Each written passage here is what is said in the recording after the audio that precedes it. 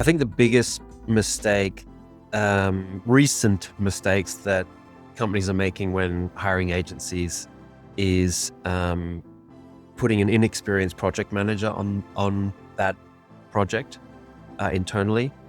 The project manager is then using ChatGPT to sculpt the scope, not understanding what they're sculpting, and then giving a very generic or unrealistic request.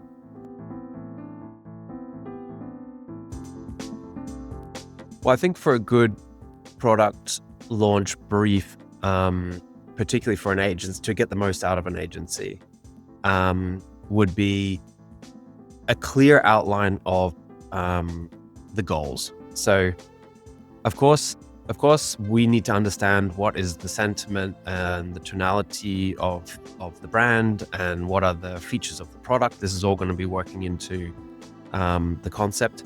But ultimately, who are you trying to reach? What are the goals? Why are you advertising, or doing this launch? Who are you trying to break through to? This, I think, would be fundamental, because we're sculpting everything around that target audience. Understanding who that target audience is, what we think will get them excited, and creating bridges to what the brand represents or what the product represents.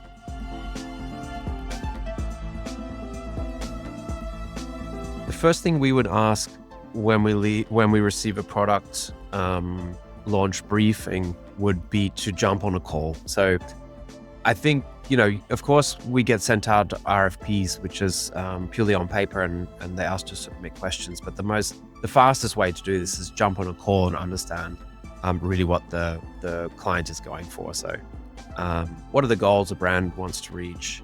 Who's the target audience? What's significant about this launch?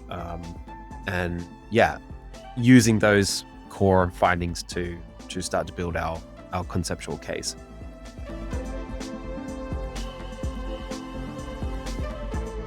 So that's an interesting question. How much time should a company or brand allow between briefing the agency and their expected go-to-market activation?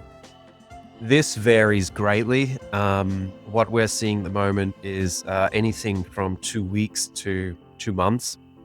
2 weeks is a very short time to do anything of significance. Of course, you can put on, a live activation in 2 weeks, but will it have clear links to the brand or product, and will it deliver on the results that the goals the client is hoping for? When everybody's under pressure and rushed, it's hard to make tactical work. So we would say minimum, 10 to 12 weeks would be needed to go to market. But as I said, it depends on the ambitions and what the endeavor is.